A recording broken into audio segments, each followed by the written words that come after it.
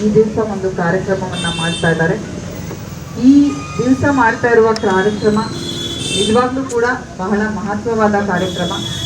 ಈ ಮೊದಲನೆಯದಾಗಿ ಈ ಕಾರ್ಯಕ್ರಮವನ್ನು ಆಯೋಜನೆ ಮಾಡಿದಂತಹ ಮತ್ತು ಈ ಕಾರ್ಯಕ್ರಮನ ಮಾಡಬೇಕು ಅಂತ ಥಿಂಕ್ ಮಾಡಿದವ್ರಿಗೆ ನಾನು ತುಂಬ ಹೃದಯದ ಧನ್ಯವಾದಗಳನ್ನ ಸಲ್ಲಿಸಲಿಕ್ಕೆ ಇಷ್ಟಪಡ್ತೇನೆ. ಈಗ ಯಾಕೆ ಈ ದಿವಸ ನಾವು ಮೀಟಿಂಗ್ ಮಾಡ್ತಾ ಇದ್ದೀವಿ ಅಂತ ಎಲ್ಲರಿಗೂ ಕೂಡ ಗೊತ್ತಿದೆ. ಮೊನ್ನೆ 2 ದಿವಸದ ಹಿಂದೆ ನಡೆದಂತಹ ಘಟನೆಯ ಹಿನ್ನೆಲೆಯಲ್ಲಿ. ಬಟ್ ಅದಕ್ಕಿಂತ ಹೆಚ್ಚಾಗಿ ನಾನೇನು ಹೇಳಕ್ ಇಷ್ಟಪಡ್ತೀನಿ ಅಂತ ಹೇಳಿದ್ರೆ, ಆಯ್ತು ಅವರು ಉದ್ರೇಕ ಮಾತಾಡಿದ್ರ, ಇವ್ರು ಉದ್ರೇಕ ಮಾತಾಡಿದ್ರ, ಅವ್ರ ಧರ್ಮನ ಇವ್ರ ಧರ್ಮನ, ಅದು ನೆಕ್ಸ್ಟ್. ಈಗ ನೀವೇ ಇದುವರೆಗೆ ಹೇಳಿದಿರ, ಎಲ್ಲರೂ ನಾವು ಅಣ್ಣ ತಮ್ಮಂದಿರ ತರ ಬಾಳ್ತಾ ಇದೀವಿ, ಹಿಂದೆಯಿಂದನೂ ಹಂಗೆ ಬದುಕೊಂಡು ಬಂದಿದೀವಿ, ಮತ್ತೆ ನಾವು ಮುಂದೆನೂ ಹಂಗೆ ಬದುಕಬೇಕು. ಹಂಗೆ ಬದುಕಿದಾಗ ಮಾತ್ರ ಅದಕ್ಕೆ ನಿಜವಾದ ಅರ್ಥ ಇರ್ತದೆ. ಮತ್ತೆ ಅದೇ ಜೀವನ ಕೂಡ. ನಿಮ್ಮನ್ನು ಬಿಟ್ಟು ಅವ್ರು ಇರೋಕ್ಕಾಗಲ್ಲ, ಅವ್ರು ಬಿಟ್ಟು ನೀವು ಇರೋಕ್ಕಾಗಲ್ಲ. ನಾವು ಒಂದೇ ಕಡೆ ಇದ್ದಾಗ ಅದೇ ಇರಬೇಕಾಗ್ತದೆ. ಸೊ ಈಗ ಏನು ಘಟನೆ ಆಯಿತು, ನೀವು ಏನು ತಿಳ್ಕೊಡ್ಬೇಕಂತ ಹೇಳಿದ್ರೆ, ನಾನು ಅದನ್ನೇ ಆಲೋಚನೆ ಮಾಡ್ತಾ ಇದ್ದೆ. ನಾ ಎಲ್ಲ ಈ ಹಿಂದೆ ಆಗಿದ ಘಟನೆಗಳಾಗಿರ್ಬೋದು, ಒಂದು ವಾರದಲ್ಲಿ ನಿನ್ನೆ ಏನಾಯಿತು, ಇದನ್ನ ನೀವು ಏನೋ ಒಂದು ದೊಡ್ಡ ಕೋಮು ಗಲಾಟೆ ಆಯಿತು, ದೊಡ್ಡ ಕೋಮು ಘಟನೆ ಆಯಿತು ಅನ್ನೋಕ್ಕಿಂತ ನೀವು ಹೆಂಗೆ ಅಣ್ಣ ತಮ್ಮಂದಿರು ಅಂತ ಹೇಳ್ತಾ ಇದ್ದೀರಾ, ನೀವು ಕೂಡ ಜಗಳ ಆಡ್ತೀರಾ, ಕಿತ್ತಾಡ್ತೀರಾ, ಪುನಃ ಒಂದಾಗೆ ಆಗ್ತೀವ ಅಲ್ವಾ. ಸೊ ಅಲ್ಲಿ ನಾನು ನೋಡಿದ್ದೇನಂತ ಹೇಳಿದ್ರೆ, ನಾವು ಈ ಕಡೆ ಮುಖಂಡರಿಗೂ 2 ಕೋಮಿನ ಮುಖಂಡರಿಗೂ ಕೂಡ ನಾನು ಅಲ್ಲಿ ಈ ಒಂದು ಗಣೇಶ ಪ್ರೊಸೆಷನ್ ಹೋಗೋಕ್ಕಿಂತ ಮುಂಚೆ ಮಾತಾಡಿದ್ವಿ. ಅವರಿಬ್ರಿಗೂ ಕೂಡ ಕಾನ್ಫಿಡೆನ್ಸ್ಗೆ ತಗೊಂಡಿದ್ವಿ. ಅಲ್ಲಿ ನಾನು ಹೋದಾಗ ಕೂಡ ಹಳ್ಳಿ ಮರದ ಸರ್ಕಲ್ಗೆ ಏನು ಹೋದಾಗ ಕೂಡ ಎಲ್ಲ ಮುಖಂಡರು ಕೂಡ ಪಾಪ ತಾಳ್ಮೆಯಿಂದ ಹುಡುಗರಿಗೆಲ್ಲ ಕಂಟ್ರೋಲ್ ಮಾಡಿ ಎಲ್ಲ ಹೇಳ್ಕೊಂಡಿದ್ರು. ಬಟ್ ನಾನಲ್ಲಿ ಒಂದಿಬ್ರು ಹುಡುಗರು ಅವನು ಹೇಳ್ತಾ ಇದ್ದದನ್ನ ನಾನು ಹೇಳಕ್ ಇಷ್ಟಪಡ್ತೇನೆ. ಅಲ್ಲ ಅವ್ರಿಗೆ ಅಷ್ಟು ಕೋಪ ಇತ್ತಂದ್ರೆ ಅವ್ರು ಹಂಗೆ ಮಾತಾಡಿದಾರಲ್ಲ, ಹಂಗೆ ಮಾತಾಡಿ ನೋಡಿ ಹೆಂಗ್ ಮಾಡ್ಬಿಟ್ರು, ನಾವೆಲ್ಲ ಎಷ್ಟು ಅಣ್ಣ ತಮ್ಮಂದಿರಂಗೆ ಎಷ್ಟು ಬೆರೆಸ್ಕೊಂಡಿದ್ವಿ ಮೇಡಮ್, ಈಗ ಹೆಂಗಾಗ್ಬಿಡ್ತು. ಆಯ್ತ್ರಪ್ಪ, ಆಯ್ತು, ತಾಳ್ಮೆ ಇರಬೇಕು ಅಂತ ಆಯ್ತು, ಎಲ್ಲ ಆಯ್ತು. ಏನೋ ಕೋಪಗೊಂಡು ಉದ್ರೇಕ ಆಯ್ತು, ಅವ್ರು ಕಲ್ ತೂರಿದ್ದಾರೆ, ಇವರು ತೂರಿದ್ರು ವಾಪಸ್ಸು. ಬಟ್ ಜಗಳ ಆಡಿದ್ಮೇಲೆ ಕೋಪ ಹೋಗ್ಬೇಕಲ್ಲ. ಸೊ ಅಟ್ಲೀಸ್ಟ್ ಮನ್ಸಲ್ಲಿ ಏನಿತ್ತು ಅದು ಹೊರಗಡೆ ಬಂದಿದೆ. ಅದಲ್ಲದೆ ನಾನು ನಿಮ್ಗೆ ಹೇಳಕ್ಕೆ ಏನು ಇಷ್ಟಪಡ್ತೀನಿ ಅಂದ್ರೆ, ಅವತ್ತೆಲ್ಲರೂ ಕೂಡ ನೋಡಿದ್ರಿ ಅಂಥದ್ದು ಏನೂ ಆಗಿಲ್ಲ. ಯಾರಿಗಾದ್ರೆ ಏಟಾಗಿದೆಯಾ, ಜನರಿಗೆ ಯಾರ ಮನೆಗೆ ಜಖಮ್ ಆಗಿದೆಯಾ, ಏನು ಕೂಡ ಆಗಿಲ್ಲ. ಆ ಘಟನೆಗೆ ಏನಾಯ್ತು, ಇಮಿಡಿಯೇಟ್ ಆಗಿ ನಮ್ಮ ಪೊಲೀಸ್ನವ್ರು ಎಲ್ಲರೂ ಇದ್ದಾರೆ, ಸ್ಪಂದಿಸಿದ್ದಾರೆ.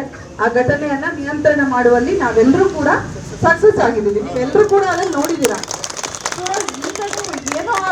ಏನೋ ಆಗೋಯ್ತು ಅನ್ನೋಕ್ಕಿಂತ ಕೋಪ ಇತ್ತು, ಆ ಸಣ್ಣದಾಗ ಹೊರಗಡೆ ಬಂತು. ಹೌದಾ, ನಾವು ಹೊರಗಡೆ ಬಂದಿದ್ದು ಒಳ್ಳೇದಾಯ್ತು. ಯಾವುದೋ ದೊಡ್ಡ ಮಟ್ಟದಲ್ಲಿ ಬರೋಕ್ಕಿಂತ ಅಲ್ಲೇ ಮುಗಿದೋಯ್ತು.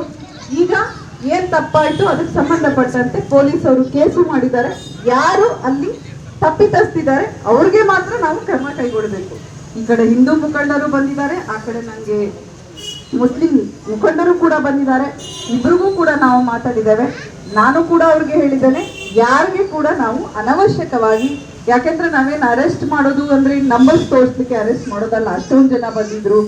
ಬಟ್ ಅವ್ರಿಗೆ ಏನಾಯ್ತು, ನೀವೆಲ್ಲರೂ ಇಬ್ರಿಗೂ ಮುಖಂಡರು ಇದಕ್ಕೂ ಈಗಲೂ ಅವಾಗ್ಲೂ ಸಮಾಧಾನ ಮಾಡಕ್ ನೋಡಿದ್ದು ನೀವೇ, ಈಗಲೂ ನೋವು ಪಡ್ಕೊಳ್ಳೋದು ನೀವೇ, ಮಾಡಿದವ್ರು ಯಾರು ಅವರು. ಸೊ ಅವ್ರಿಗೆ ಗೊತ್ತಾಗ್ಬೇಕು, ನೀವ್ ಹೇಳೋದು ಕೇಳಲ್ಲ, ನಾವ್ ಹೇಳೋದು ಕೇಳಲ್ಲ. ಸೊ ಕಾನೂನಿನ ಮೂಲಕ ಕೇಳಿಸ್ಲೇಬೇಕಲ್ವಾ. ಸೊ ಕಾನೂನಿಂದ ಅವ್ರಿಗೆ ಏನಂತ ಸ್ವಲ್ಪ ನಾನು ಅದನ್ನೇ ಅವ್ರಿಗೆ ಹೇಳಿದೆ, ನಮಗೆ ನಮ್ಮ ಯಾವ CCTV ಫುಟೇಜ್, ಬೇರೆ ಯಾವ ರೀತಿಯ ಸಾಕ್ಷ್ಯಾಧಾರಗಳಿದೆ ಅದ್ರ ಮೇಲೆ ತಪ್ಪು ಮಾಡಿದವ್ರಿಗೆ ಕರ್ಕೊಂಡು ಬರೋಣ. ಬಟ್ ಯಾರು ತಪ್ಪು ಮಾಡಿಲ್ಲ, ಖಂಡಿತ ನಾವು ಅಮಾಯಕರನ್ನ ಕರ್ಕೊಂಡು ಹೋಗ್ಬೇಕು ಅನ್ನೋದು ನಮ್ಗೆ ಯಾವುದೂ ಕೂಡ ಇಲ್ಲ. ನಮ್ಮ ಮಾನ್ಯ DG and IG ಅವರಾಗಿರ್ಬೋದು, ADG ಅವರಾಗಿರ್ಬೋದು, ಅಥವಾ IDP ಸರ್ ಅವರಾಗಿರ್ಬೋದು, ಎಲ್ಲರ ಕೂಡ ಇನ್ಸ್ಟ್ರಕ್ಷನ್ಸು ಅದೇ ರೀತಿ ಇದೆ. ನಮ್ಮ ಪೊಲೀಸರು ಕೂಡ ಅದೇ ರೀತಿ ಮಾತಾಡ್ತಾ ಇದ್ದೀವಿ. ನಿಮ್ಮ ಇಬ್ರು ಕಡೆ ಲೀಡರ್ಸ್ ಬಂದಾಗ್ಲೂ ಕೂಡ ನಾನು ಅದನ್ನೇ ಹೇಳಿದ್ದೀನಿ, ನಿಮ್ಗೆ ಯಾರನ್ನಾದ್ರೂ ನಾವು ಅಮಾಯಕರನ್ನ ಕರ್ಕೊಂಡು ಬಂದಿದ್ದೀವಿ ಅನ್ಸಿದ್ರೆ ದಯವಿಟ್ಟು ಬನ್ನಿ, ನಾವು ನಿಮಗೆ ವೆರಿಫೈ ಮಾಡಿ ಕಳಿಸ್ಕೊಡೋಣ ಅಂತ ನಾವು ಕಳಿಸ್ಕೊಟ್ಟಿದ್ದು ಕೂಡ ಇದೆ. ಎರಡನೇದು ಏನ್ ಹೇಳ್ತಾ ಇದ್ದಾರೆ ಮೇಡಮ್, ಎಲ್ಲ ಊರ್ ಬಿಡ್ತಾ ಇದ್ದಾರೆ. ನಾನು ಏನ್ ಹೇಳಿದೆ, ನೀವು ತಪ್ಪು ಮಾಡಿಲ್ಲ ಅಂದ್ರೆ ಊರ್ ಬಿಡ್ಬೇಡಿ, ನಾನು ಕರ್ಕೊಂಡ್ ಬರಲ್ಲ ಯಾರಿಗೆ. ಇವಾಗ್ಲೂ ಹೇಳ್ತಾ ಇದ್ದೀನಿ, ಅದು ಅಶ್ಯೂರೆನ್ಸ್ ಕೊಡ್ತಾ ಇದ್ದೀನಿ. ಕಳ್ಳನ್ ಮನ್ಸು ಹುಳುಗೆ ಅಂದಾಗ ನೀವು ತಪ್ಪು ಮಾಡಿಲ್ಲ ಅಂದ್ರೆ ಇಲ್ಲೇ ಇರಿ. ನೀವೇ ಓಡೋಗ್ಬಿಟ್ಟಾಗ ನಾವು ಪೊಲೀಸರು ಹೆಂಗೆ ನಾವು ಅವ್ರಿಗೆ ಜವಾಬ್ದಾರಿ ಆಗ್ಲಿಕ್ಕೆ ಆಗ್ತದೆ. ಮೊನ್ನೆ ಚೆನ್ನಗಿರಿ ಘಟನೆಯಲ್ಲೂ ಹಿಂಗೆ ಆಯ್ತು. ಆದ ತಕ್ಷಣ ಊರು ಬಿಟ್ರಿ ಅಂದ್ರೆ ನೀವು ತಪ್ಪು ಮಾಡಿದೀರಾ ಅಂತ ನಿಮ್ಗೆ ಗೊತ್ತಾಗ್ತದೆ. ಸೊ ಆಯ್ತು, ಆ ಕಡೆ ಆಯ್ತು. ಬಟ್ ನೀವು ಕೂಡ ಪ್ರಚೋದನೆಗೊಳ್ಬಾರ್ದಾಗಿತ್ತು.